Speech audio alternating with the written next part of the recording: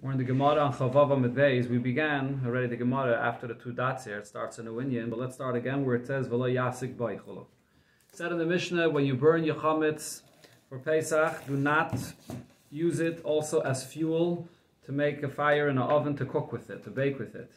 So in connection to this, the Gemara is going to talk about using things that are asa b'hana for fuel in your oven. Tana Rabbanon, we learned in the Braisa, Tana shehisikoi beklipi arloi bekashen shoklaya kerem. An oven that you heat it up with peels from arla or with stalks or anything that comes from kerem, from klaya kerem, that is, from klayim. These are two things that are asa b'hana. So it depends what kind of oven this was. Chodosh, if this was a brand new oven that was never heated up before, yutatz, you have to shatter this oven. Because the completion of the oven itself, to strengthen the walls of the oven, is by heating it up the first time. So now this oven has in it the effect of this arla or klayim that's asabana. Yashan, if it was an oven that was used already before, yutzan. So you just have to allow it to cool off, and then you can bake in it, because you're not using the heat that came from the forbidden fuel. If you heated it up with these things that are forbidden, and you bake bread in it, are you allowed to eat the bread or not? Rabbi says, Hapas Asura, the bread is forbidden. The Chachamim Maimrim and the Chachamim say, Hapas Muteres, the bread is permitted. So as we'll see soon in the Gemara, what's the basis of the Machlekes of Rabbi and the Chachamim? The basis is, the bread here got improved by being baked in the oven. What did it get improved from? From the fuel that came from something which is forbidden. So Rabbi says the fuel comes from something which is forbidden, so you have the improvement of that fuel that's there caused in the bread. So it's forbidden. Chachamim say, how does it work with fire? Fire is burning that forbidden item. So the fire comes not from the forbidden item itself, it's when the forbidden item gets burnt. So therefore the fuel that's coming, the improvement in the bread, is not coming from the forbidden item. It's coming from the burnt forbidden item. So there's never the improvement of the fuel of the forbidden item itself in the bread. So therefore it's allowed. That's the basis of the machlekes. So therefore the Braisa concludes, Bishla al gabi gecholim, if he burnt it, or he cooked it, hope he didn't burn it, he cooked it on coals, divrei hakoel mutter. Everybody would agree that in such a case the bread is allowed, or the food is allowed, because it was already coals. For sure the improvement of whatever you're cooking is not coming from anything which is forbidden, because it already was coals. Says the Gemara, Vatanya, but now we learned in another Braisa, where it does not make the distinction between a new oven or an old oven. This other Braisa says, Ben Chodosh, Ben Yoshan, whether it's an old oven, whether it's a new oven, makes no difference. Yutzan, you just wait for it to cool off, and then you can use the oven. Before we said if it's a new oven, you have to demolish it. Says the Gemara like Kashya, it's not a contradiction. Ha Rebbe and Vaha Rabbanon. The two opinions that we just brought before, Rebbe and Rabbanon, they will also argue not only regarding the bread, if you're allowed to eat the bread, but they also argue regarding the oven itself. So Rashi explains, according to Rebbe that says that you have the fuel, the forbidden fuel that improves the bread, and therefore you're not allowed to eat the bread, the same thing applies regarding the oven. Now you have the forbidden fuel that improved, strengthened the walls of this oven. So you have to demolish it if you want to use the oven. Mashenkin the Rabbanon that say that the fuel that's coming from this forbidden item is not coming from the forbidden item itself, because it's burning. And therefore it's allowed, you're allowed to eat the bread. So the same thing is also with the oven. The oven that you heated up and it strengthened the walls, what strengthened the walls? Not the forbidden item. The fuel, it served as fuel, the fire from it, which burns it. So therefore the oven, you just have to allow it to cool off, and then you can use the oven. But the Gemara asks a question on this. When does Rebbe say that there's an issue? And that's only regarding the bread itself.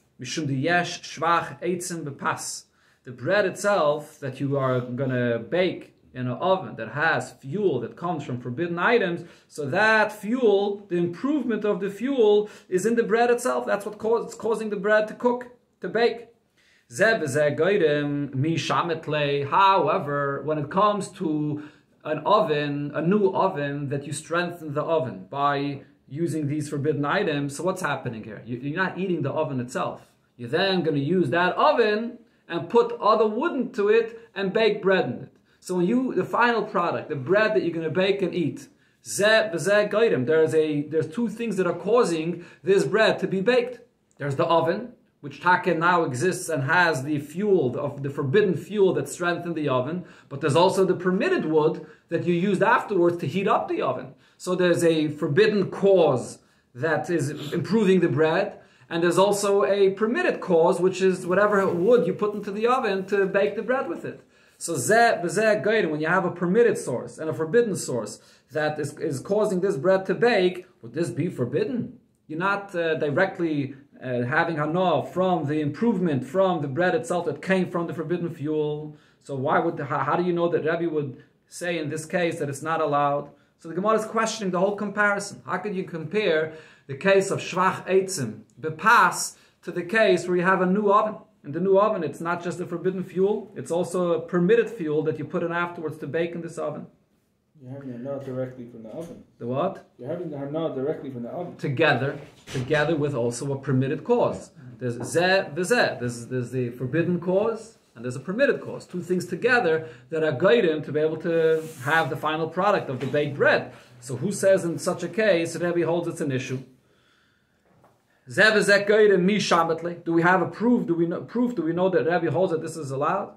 Ella says the Gemara, you're right. We can't compare the two. Like Kashya. The question that we had of the two braises is not a question. Ha Rabbi Eliezer, ha Rabbanon. Rabbi Eliezer is the one that holds that if you have zeh v'zeh geirim, a source from a forbidden source that causes this bread to bake, and a permitted cause, together it's the Rabbi Eliezer that says that it's not allowed. And Rabbanon say that it is allowed. The Gemara here will bring the source for this. Hi Rabbi Eliezer, what's the source that Rabbi Eliezer says that zeh v'zeh geirim is not allowed? Or that zeh v'zeh geirim is not allowed? Yes, Ilay me Rabbi Eliezer. Is it the following Rabbi Eliezer that says in the Mishnah the Sa'ir regarding leaven? So you put Sa'ir into a dough in order to, like a yeast, to help it grow, to rise. It says in the Mishnah, Sa'ir shel chulin v'shel truma. You have leaven from chulin, and you also have leaven from truma. Shenaflu l'taich isa. They both fell into a dough. What happens usually if you have chulin that falls into truma? If there's a mixture of chulin and truma, what's the rule? It becomes bottle, it's a null there, if there's 100 times chulin against the truma. So over here, the case was that there's enough in the dough against the truma that fell into it that it should be bottle. However, the issue is though, the leaven that falls in improves it. It makes it grow, it makes it rise. So that affects the whole chalet, so it's not going to be bottle.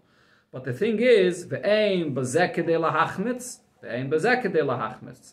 Neither of them have enough potency to be able to cause it to rise, the leaven should affect it. V'nitztarfu. And now you have them both together, the chulin sa'ir that fell in and the trumet sa'ir that fell in, you combine them together, v'chimtzu. And together they do have the ability to cause it to rise. So what's the halacha? Do I say that because the truma contributed to it rising, so therefore it's forbidden? Or do I say, since the truma can't rise on its own, so therefore it's not forbidden? Rabbi Eliezer says, Acha achrein ani ba. I look at what fell in the last. Whatever fell in the last, that is what causes it to rise. The last, that's what, if it's chulin, it'll be permitted. If it's truma that fell in the last, it'll be asr. That's Rabbi Eliezer's opinion. The Gemara is going to explain exactly why we go after the last in a second.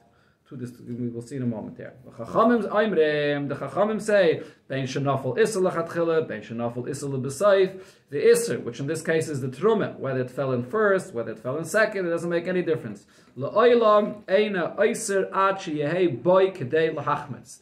The truma will only cause this dough to become aser if it has the ability on its own to cause the dough to rise. If it's only the truma together with the chulin that they cause it to rise, doesn't make it aser. So the Chacham's opinion is clear. The Chachamim are saying this concept that we just mentioned before, zeh v'zeh geirim, that if you have two things here that are causing it to rise, permitted and forbidden, because it's causing it together, it doesn't make it aser. Ein by kedei lahachmitz, the truma on its own can't make it aser, so therefore it's allowed. That's Rabbanon's opinion. What's the pshat in Rabbi Eliezer's opinion? So the Gemara here brings what Abaye explained. For Omar Abaye explained Rabbi Eliezer's opinion. Lo ishanu, this that Rabbi Eliezer says, that because that I follow whatever goes last, and if the chulin fell in last, it will be allowed. Lo yishanu elo shekodam v'silek es iser. When the chulin fell in, what happened was first the truma fell in, and the truma began affecting the dough that it should rise. But then the chulin fell in. And when the chulin fell in, he removed the truma. He immediately removed the truma. So then, in such a case, since he immediately removed the truma, so the effect of the truma causing it to rise has now been removed. So it's gone. And the chanami, it did have already an effect until now, but now that the chulin fell in, that effect of the truma has been removed. And now it's the chulin that's completing the process that it should rise. The silicus is, so he removed it. In such a case, says Rabbi Eliezer, the chulin that finished the process will make it osir.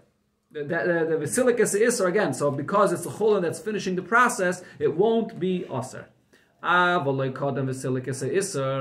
But if you did not remove the truma, so then osir. So then, because the truma is still there together with the chulin, and together they're causing it to rise, it'll be osir.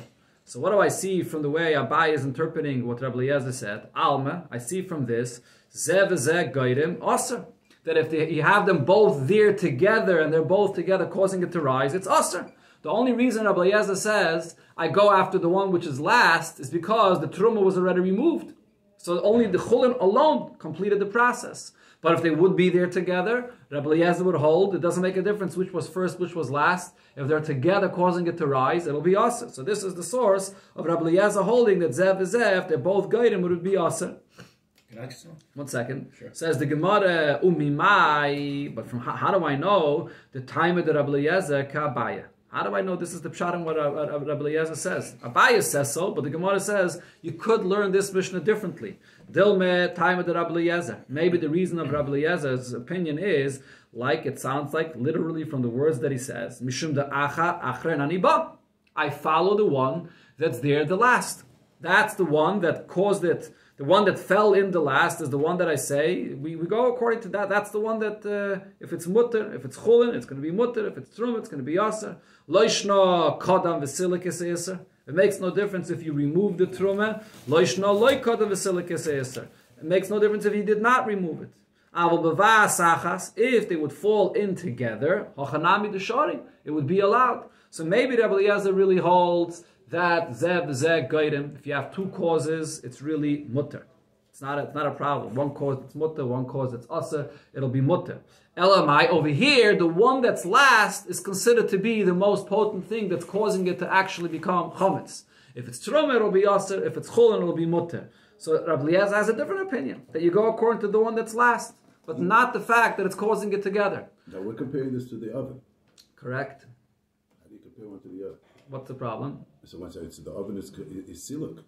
Okay, the oven should be in the category of siluk. Because well, it's not siluk. No, I don't see it in a way of siluk. The oven, that is what the oven is and will remain forever. The walls of the oven will strengthen. But I'm not eating the oven.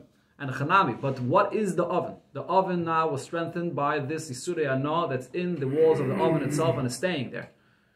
Just like, for example, a blia, when something gets is absorbed into the walls and it's stayed there, it doesn't go away.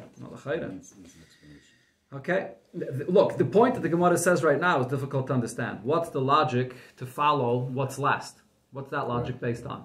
If you're not removing the isser anyways, so the isser is there. Who cares if the heter fell in last? So it's a little bit difficult to understand what's the logic in that. That's why Abaya explained differently that it fell in there and it was taken out. Because that's like the makib because it's only. But the chulin and the truma are still there, and the truma is while the makib patish is doing the chulin that was last. The truma is still active. The truma is active together with it. What difference does it make if one falls in and then 5 seconds later the other one falls in? So then I go according to the one that fell in 5 seconds later. So why should it make any difference? It's not so easy to understand this prat.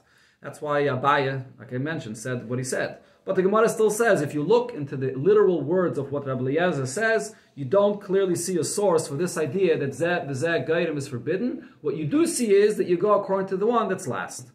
So now the Gemara brings from the next Mishnah, this is both Mishnayos and Avodah Zarah. There's another Mishnah there, where it says a similar halacha, but here you clearly see that Rabbi Eliezer says Zev Zeh Gaidim is going to be Aser. Ella Rabbi Eliezer, that's the Asherah. There's the Mishnah that it says regarding using wood as fuel from an Asherah tree. And it's in that Mishnah it says very similar to what we spoke about before when we spoke about the oven. It says in the Mishnah, not talemene eitzim, you take wood from an Avodah Zarah tree, asurim bahana. You're not allowed to use it. You can't have a no from Avodah Zarah. It's ism and atayda to have a no from Avodah Zarah. Hisik ben asataner, you heated up your oven with it. Chodosh yutat. If it was a brand new oven, so you strengthen your walls of the oven through this, you have to demolish your oven. Yoshan, if it's an old oven, yutza. You just have to allow it to cool off. Then the Braisa says, Ofa bayas apas, you bake bread in it. Asura ba'ana, so the bread becomes asa ba'ana because the bread has the improvement of the fuel of forbidden fuel. Nis'arva ba'cheres, this bread, which is now forbidden, got mixed with other permitted breads, or ba'cheres, and then what got mixed once, got mixed a second time with other breads, kul and asurim ba'ana. It all becomes asa ba'ana. When it comes to Avodah Zarah, the idea that we usually have, bittul beroiv, that it becomes annulled by the majority, does not take effect at all, and it all becomes asa b'hana. So right over here we see in this Braisa, of this Mishnah that is, it clearly says this concept, that if you're using the forbidden fuels to strengthen the walls of the oven, and then you're going to bake in it, you have to demolish your oven. Even though it's zeh v'zeh gaidim. You're going to put permitted wood into your oven, but this is the Mishnah that clearly says this idea of zeh v'zeh gaidim, that it's going to be aser. Rabbi Eliezer says, Yoilech hana liyam hamelach. That, what the person has to do is, when it got mixed, we're talking about, Rabbi Eliezer is arguing only specifically on that detail. When it got mixed, you don't have to throw it all out. What you do is, you take the value of that Avodah Zarah that's mixed in over here, and you offset it by throwing that into the Yam HaMelach, and then for the rest you could have Ano. Amruloi, the Chachamim, the Tanna Kama argue with him and say, Ein Pidyon Avodah Zarah. There's no way, you can't do this, there's no option of redeeming, of taking the value of the Avodah Zarah Hano that's in this and throwing it into the Yam HaMelach. So that's the machlokes between Rabbi Eliezer and the Chachamim, whether you could redeem it by throwing the value into Yam HaMelach. But they both agree that when you have zeh v'zeh gaidim, when you have a brand new oven and it's fuel that strengthens the walls, and then you're going to bake bread in it, it's going to be aser. So this is the source that Rabbi Eliezer said so. And in fact, Rashi says it's not only Rabbi Eliezer, the Tanna Kama in that Mishnah says the same thing. The Gemara calls it Rabbi Eliezer because we don't know the name of the Tanna Kama, so it says Rabbi Eliezer. But it's really Rabbi Eliezer and the Chachamim in this Mishnah that say so. And that's the source of the first Braisa that we learned before that says the same halacha. Says the Gemara, how could you compare, how could you bring a source from the case of Avodah Zarah? I see Rabbi Eliezer says so regarding a case of Avodah Zarah. The Chomer, Isura, the Isra of Avodah Zarah is very stringent. When it comes, however, to other Isurim in the Torah, does Rabbi Eliezer hold of the same thing? How do you know that this concept of zeh v'zeh gaidim to be so stringent when you have two causes, a permitted and a forbidden cause? How do you know that he says this by all Isurim and not only by Avodah Zarah? So we don't have any source. Says the Gemara, so what you have to say is as follows. Im kain. If this is your question, and you're going to say that you don't compare the two, so who are you going to say the Braisa that we quoted before is? You're refusing to accept any opinion. It's not the first Rabbi Eliezer we quoted, it's not this Rabbi Eliezer, so who's that Braisa? We have to say that's who it is. There's no other choice. Besides this, we did learn clearly in a Braisa where it says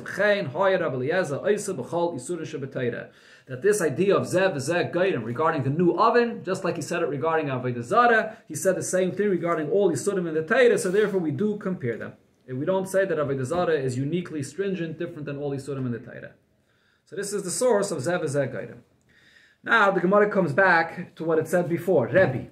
Originally, the Gemara wanted to say that the one that said that the oven, the new oven, has to be demolished was Rebbe's opinion. Rebbe that said that the improvement of the fuel goes into the bread, and therefore the bread is forbidden to eat. Rebbe also says the same thing regarding a brand new oven. And the Gemara asked that it's not the same thing, because by the oven it's zeh v'zeh gaidim. But the Gemara never outright said that it's impossible to be Rebbe. All the Gemara said is, I don't have a source that Rebbe would agree to this, and therefore brought Rabbi Eliezer. So now the Gemara comes back and says, Omar Abaye. Abaye said, Im timtzulaymar, if you're going to say zeh v'zeh gaidim aser, that when you have the two causes, it's going to be Aser. Rabbi, this is Rabbi's opinion, and Hainu Rabbi Eliezer, and he holds the exact same of Rabbi Eliezer, so then I'll have no questions. The question that the Gemara is going to bring up in a moment. Now, but if you're going to say that Rabbi disagrees with Rabbi Eliezer, and Rabbi holds that Zev Zeh Goyrim is permitted, and the only reason the bread itself is forbidden to eat is because the improvement of the fuel goes directly into the bread without any additional cause. So we can now say the same, a similar halacha, v'nigei to another case. Hani, kaidais, kaisais, it's loichiais. I have plates, or cups, or flasks.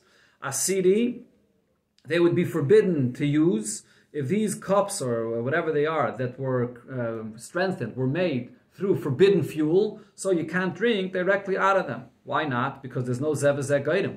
If they were made through forbidden fuel, so you're using them directly, you're drinking directly out of them, so it's not going to be allowed. Just like the bread that gets the improvement of the fuel directly from the forbidden fuel. Ki pligi, when would there be an argument, b'tana or kedeira, only regarding an oven or a pot?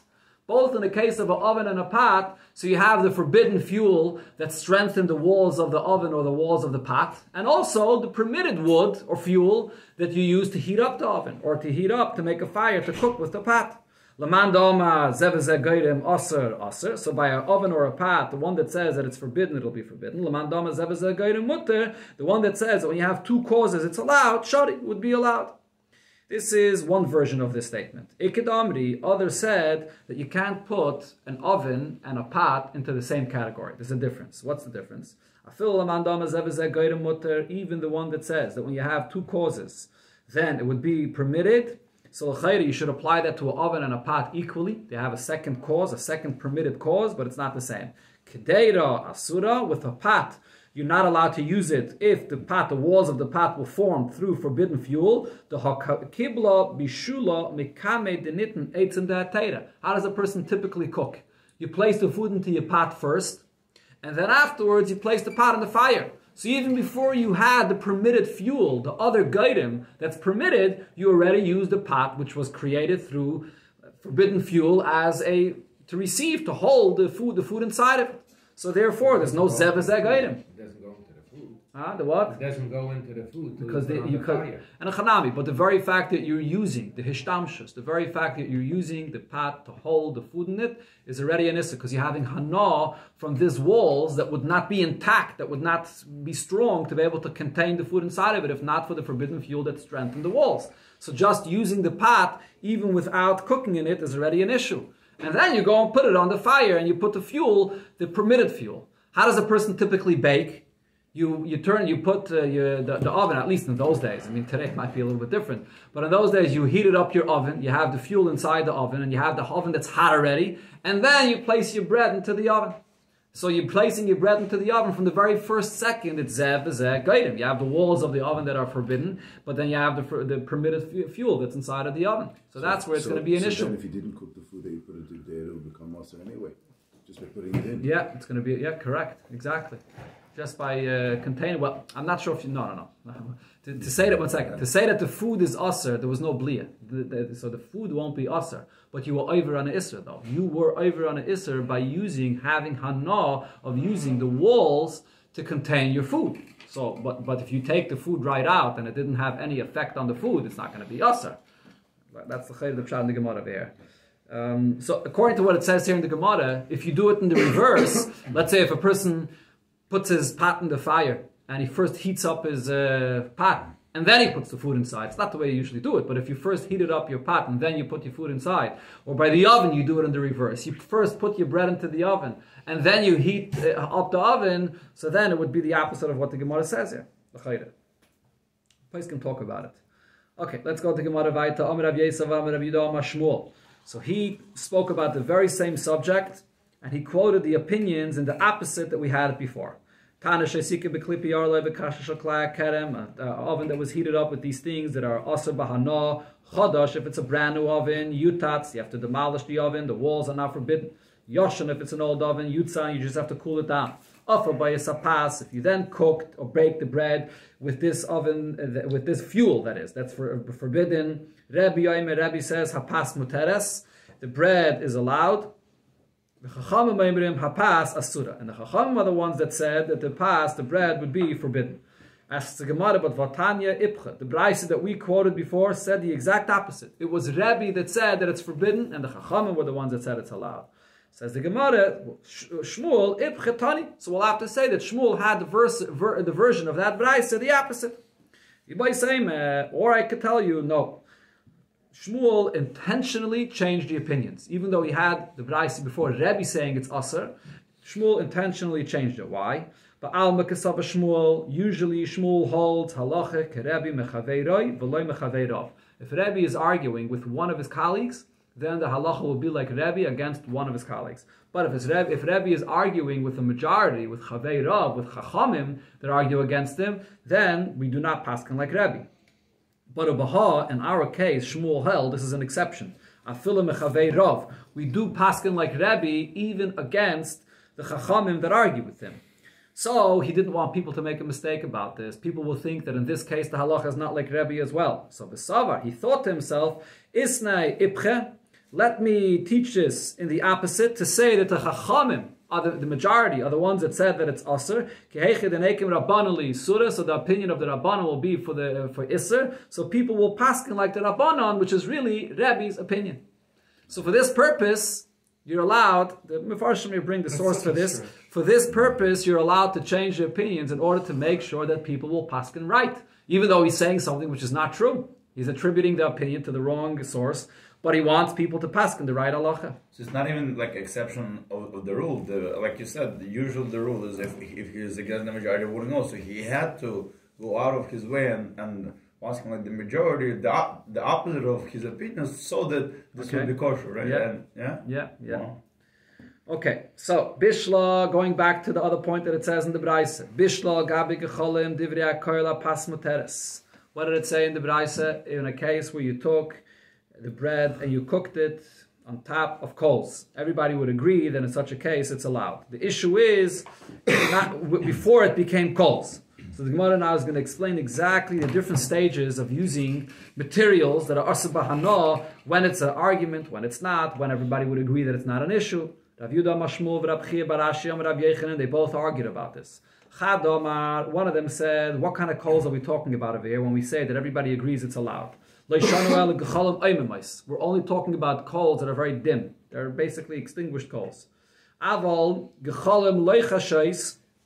But if you're talking about coals that are flames, there's fire, it's still burning, asurin. In such a case, they would say that it's permitted. Rebbe would say that it's that it's forbidden, because if the gecholim are still loichashais, so it's getting the source of the fire from a forbidden source. It's only if the gecholim are dim, then I say that the source of the heat is not coming from a forbidden source, according to everybody.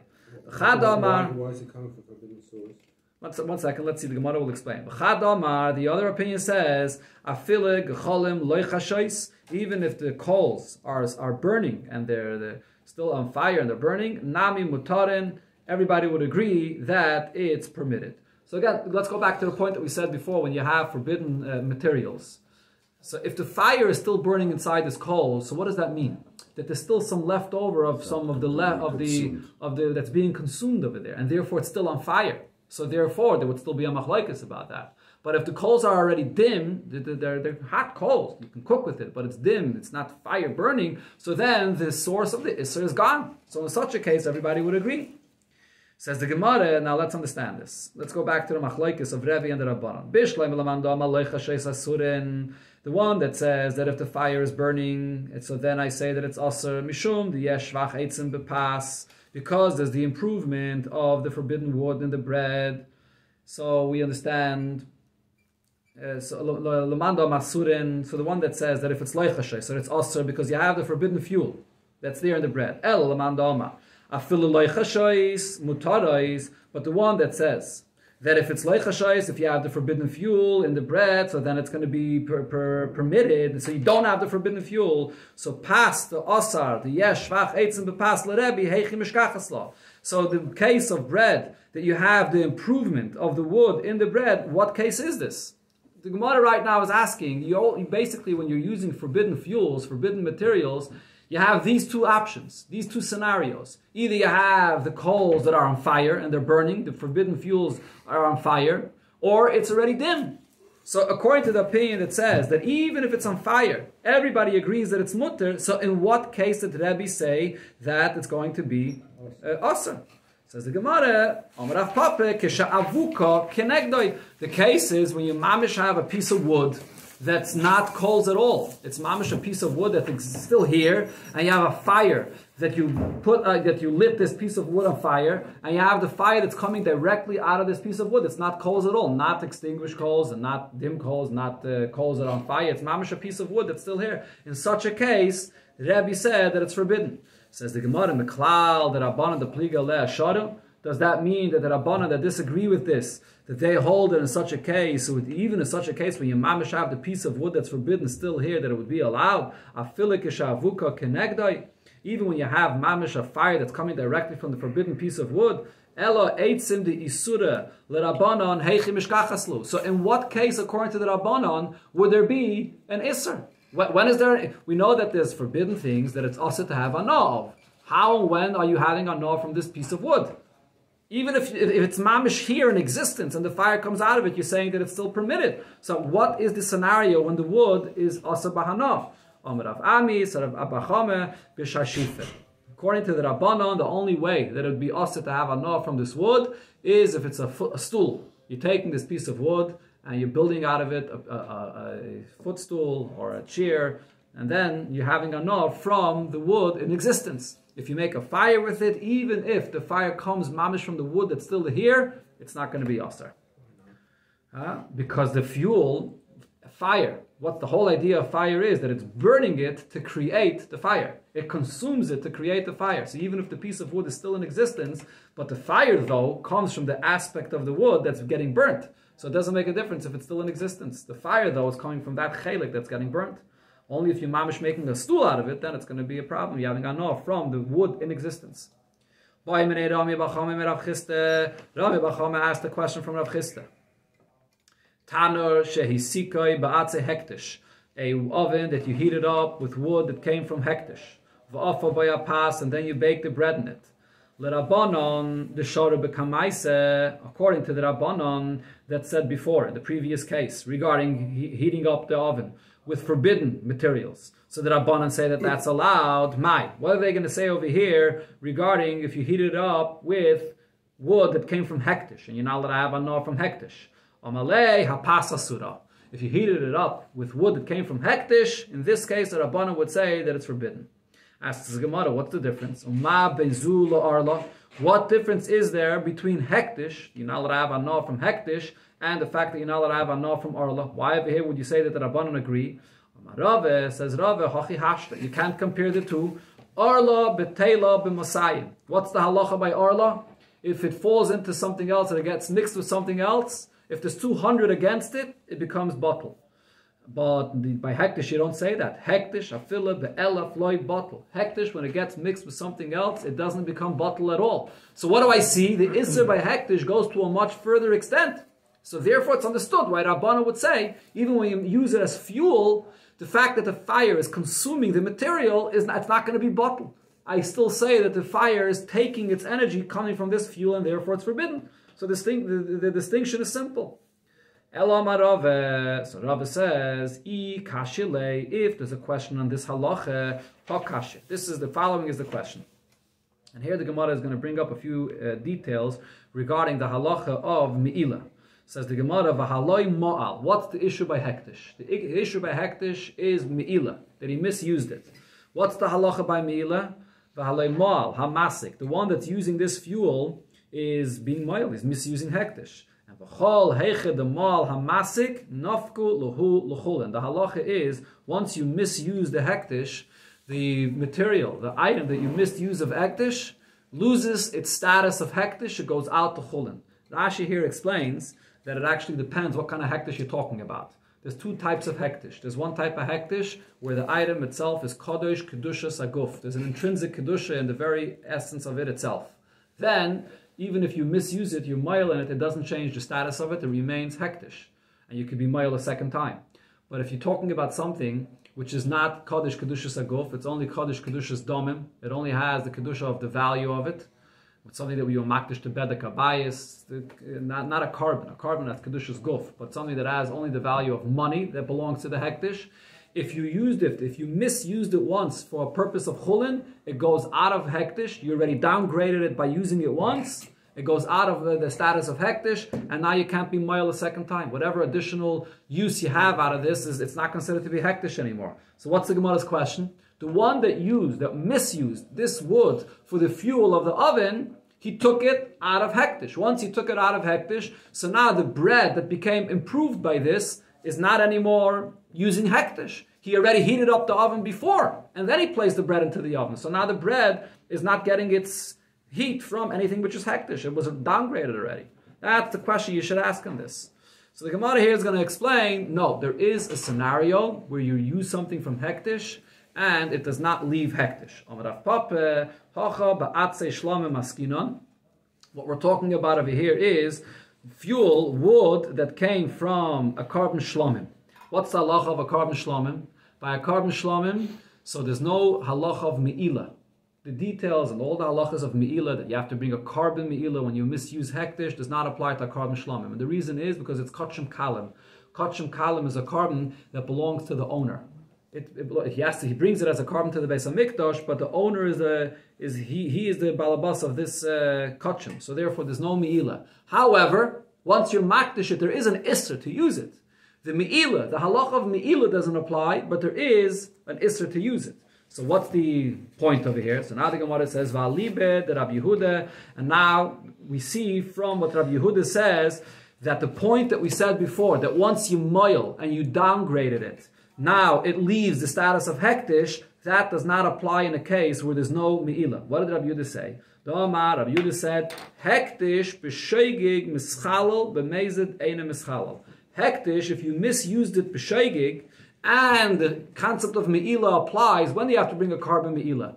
Only if you were moil b'sheigig. So if you were moil b'sheigig, and then the halachas of me'ilah apply that you have to bring a carbon, so then I say that because you were moil and the carbon me'ilah applies, you downgraded it, it leaves the status of hektish, and now you can't be moil again. But b'mezid, if you misuse something b'mezid, and there is no carbon me'ilah for that, then eina mischalal. It does not get downgraded, and it still remains in the status of hektish. B'mezid, my time aloi. Why, if you misused it b'mezid, does it not get downgraded? Kivin de lav bar me'ilahu, because you were not over on the isser of me'ilah that you have to bring a carbon for it. So therefore, it still remains in the status of hektish. It does not go out to chulin. So what do I see from what Rabbi Yehuda says? When you misuse something from hektish, does it leave the status of hektish or not?